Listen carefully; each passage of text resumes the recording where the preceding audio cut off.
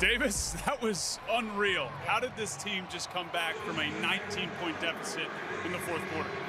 I mean, it was a great team win. The guys never lost faith. Really executed today on all three phases, offense, defense, and special teams. But I mean, we went in the locker room, really knew we were still in the game, obviously going down early on.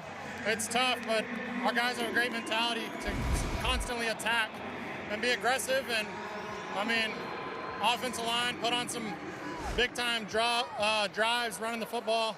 Running backs did a great job. I was spreading it around to the receivers, making plays, and our defense kept finding ways to get off the field and get us the ball back so we could go out there and score.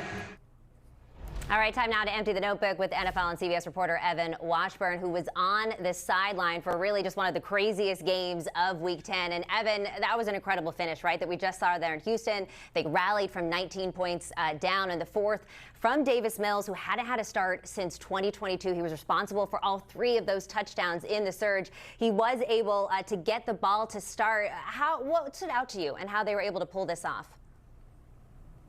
Katie, I'm still trying to figure it out. I mean, this is year 12 for me doing these NFL sidelines, and that's up there in terms of a complete flip of momentum, but also when you factor in that it was a backup quarterback, his first start in 34 months, and the fact that they never gave up. And NFL players don't give up in games, but the reality usually sets in when you're down 19, and it can impact play, and usually the opponent has something to do with it. We'll get to the Jacksonville side of things in a little bit here, but I think it really starts with their defense. The defense for the Texans all game long was playing at an elite level. And yes, there was points scored in special teams, short fields off of turnovers in the first half from Houston. So the numbers didn't reflect that, but they wore on Jacksonville, and they gave their offense, led by Davis Mills, an opportunity to find their rhythm. And I really think you saw it in the last possession of the first half, where they moved the ball and then they throw a Hail Mary,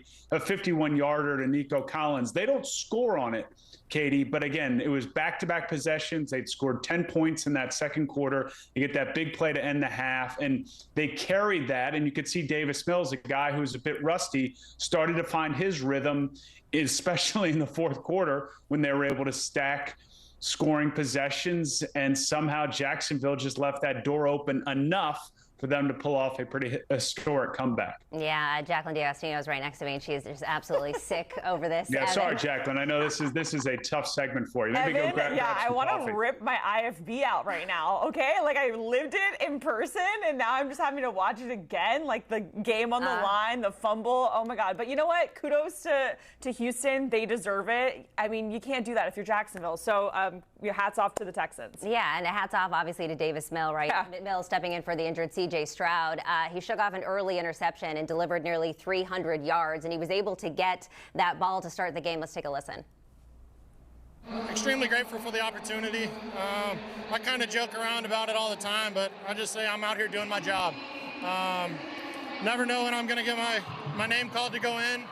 Unfortunately, with CJ getting banged up last week, hopefully he's recovering well and should be back soon, but extremely grateful for the opportunity and the team trusting in me to go out there and win the game. And I mean, it's exciting. It's great that we got the dub.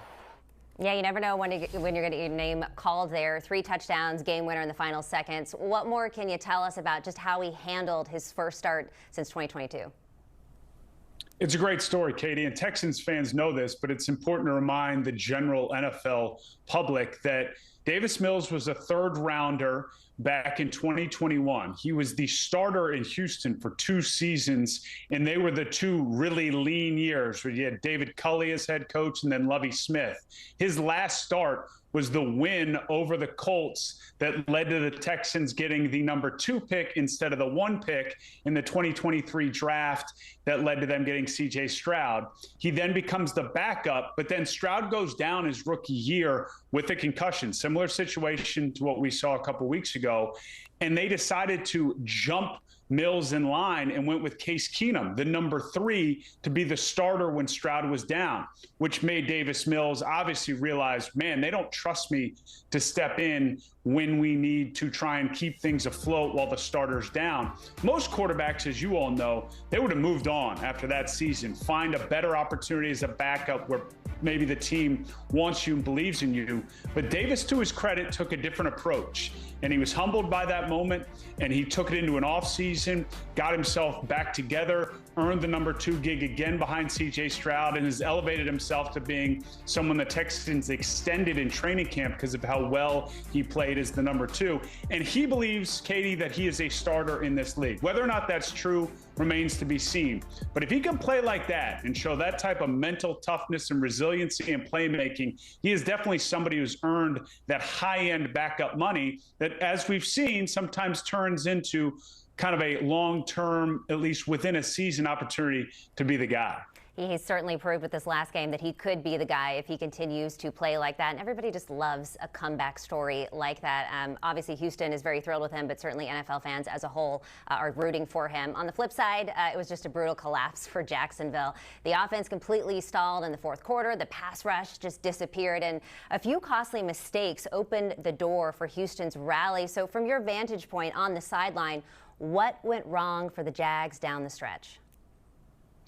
Well, a number of things went wrong. I think you have to start offensively. They never had any rhythm, momentum, consistency on that side of the ball. They generated most of their points, again, off of short fields, off of turnovers from Houston in the first half, a special teams touchdown, and they had 87 yards of total offense at the half. So it was never good, and then it never really got better. And I think it was really in that early portion of the fourth quarter where the Texans score a touchdown. They've still got a massive deficit to try to kind of shrink. And all Jacksonville has to do is get a couple first downs, and they shrink that game down, and they walk away with a win. But a quick 3-and-out, back-to-back 3-and-outs, to me, were really the death nail for this Jacksonville team.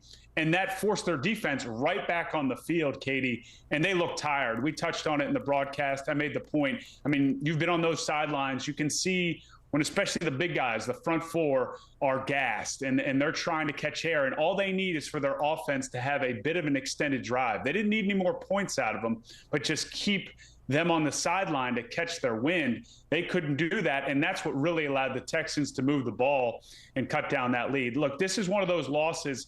I was thinking about it on the flight home. It reminds me a little bit, not maybe as deflating as the Hail Mary from Chicago in their loss to Washington last season, where they were kind of on the upswing, and then that Hail Mary and things went south quickly.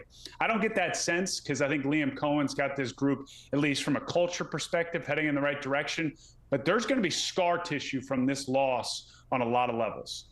Evan, you were treated to such a thriller for Week 10, and it seems like Week 11 you got another one up your sleeves. We're looking at the Bucs at the Bills. Baker Mayfield versus Josh Allen. Both quarterbacks looking for bounce backs after tough losses in Week 10. What can we look forward to here? Well, you laid it out perfectly. I think we're looking at two extremely motivated MVP caliber quarterbacks, and then it all trickles down from there. These are two teams that, for good reason, have Super Bowl aspirations and those expectations surrounding them. And they've shown at moments this year to be able to live up to those expectations. And I think Sunday, more so on the Buffalo side of things, that was an embarrassing loss in Miami. And from everything I've read, I've yet to really watch it in depth based off of the fact we had our game and I was watching more at Tampa Bay today. But it appears they feel like they just got outplayed on every level. The Tampa Bay loss, a little bit harder to evaluate. Big plays allowed. They're still banged up. They're still without Godwin, Evans, Bucky Irving. I mean, those, I like to say, are explanations. Players view them as excuses, but I think that's all part of why they lost that game to New England. But where we are now, Katie, as you know, as we're creeping towards Thanksgiving, these are the games that carry just a bit more weight. And I think when you factor in it's Josh Allen, it's Baker Mayfield into that formula, into that mix, in two teams coming off losses that are a bit angry right now, I think it's great for us in the entertainment side of things. Get your popcorn ready. Evan, great stuff as always. Appreciate the insight. We will look for you on the sideline in that Bills and Bucs game Sunday, 1 p.m. Eastern on CBS. And before that, make sure you tune in with our girl, Amanda Guerra, and the guys for NFL Today Plus, streaming every Sunday, 10 a.m. to noon on CBS Sports HQ and also on Paramount Plus.